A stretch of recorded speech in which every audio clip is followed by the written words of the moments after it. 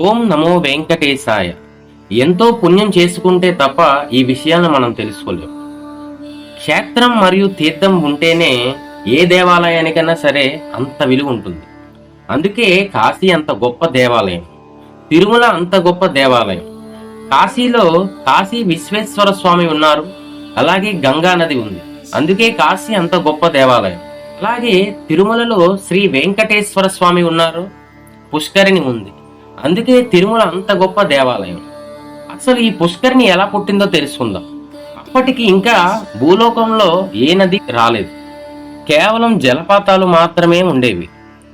ఆ కాలంలో సరస్వతీదేవి విష్ణుమూర్తి దగ్గరికి వెళ్ళి, స్వామి, నేను బ్రహ్మదేవునికి భార్యగా ఉంటూనే సరస్వతి అనే పేరుతో ఒక నదిగా ప్రవహిస్తాను అని కోరుకుంటుంది. అలా కోరుకుని మానా అనే ప్లేస్ లో సరస్వతి నదిగా పుడుతుంది.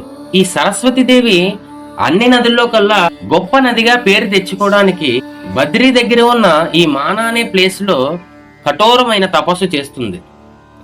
అదే సమయంలో బ్రహ్మమానస పుత్రుల్లో ప్రజాపతి అయిన పుణ్యస్థుడు అనే ప్రజాపతి ఈ మానా అనే ప్లేస్ కి తపస్సు చేయడానికి వస్తాడు. ఆయన తపస్సు చేసే ముందు ఆచమనం చేసుకోవడానికి అక్కడ నీళ్లు దొరకవు. ముందుగా సరస్వతీదేవి కఠోర తపస్సు చేస్తూ కనిపిస్తుంది. సరస్వతీదేవి ముందు కమండలంలో నీళ్లు ఉంటాయి. అవి చూసి వెంటనే ఆయన, అమ్మా, నేను కూడా ఇక్కడికి తపస్సు చేసుకోవడానికి వచ్చాను. ఆచమనం చేసుకోవడానికి నీళ్లు లేవు. నీ కమండలంలో ఉన్న నీళ్లు కొంచెం నాకు ఇస్తే ఆచమనం చేసుకొని నేను కూడా తపస్సు చేసుకుంటాను అని కోరుకుంటాడు. అయితే కఠోర దీక్షలో ఉన్న సరస్వతీదేవికి వినబడదు. విష్ణుమూర్తి ప్రత్యక్షమై, ఆచమనం చేసుకోవడానికి నీళ్లు అడిగితే నువ్వు ఇవ్వవా? అన్ని నదుల్లో కల్లా గొప్ప నది అవ్వాలని నువ్వు తపస్సు చేస్తున్నావు, కానీ భవిష్యత్తులో గంగ భూలోకానికి వచ్చి అందరినీ పవిత్రం చేసి మంచి పేరు తెచ్చుకుంటుంది. నువ్వు కొంత దూరం ప్రవహించి కనిపించకుండా అంతర్వాహిని అయిపోతావు అని శపిస్తాడు. వెంటనే సరస్వతీదేవి విష్ణుమూర్తిని వేడుకోగా, అప్పుడు విష్ణుమూర్తి 9 రోజులు ఇక్కడ నమో నారాయణాయ అని జపం చేయి. నీ శరీరం పుష్కరిణి అనే పేరుతో ఒక కొలనుగా మారుతుంది.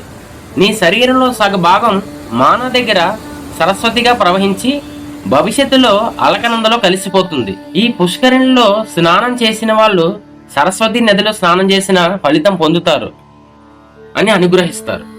నీ ఒడ్డున వరాహ అవతారంలో ఉన్న నేను నిన్ను అనుగ్రహిస్తాను, భక్తులను అనుగ్రహిస్తాను అని ఆజ్ఞాపిస్తారు. పుష్కరిణిలో మనం స్నానం చేస్తే సరస్వతి నదిలో స్నానం చేసిన ఫలితం దక్కుతుంది. ఎవరికైతే పుష్కరిణి దగ్గర కళ్ళు మూసుకొని నిలబడినప్పుడు తెల్లని తామర పువ్వులతో పుష్కరిణి కనిపిస్తుందో వాళ్ళకి పునర్జన్మ అనేది ఉండదు.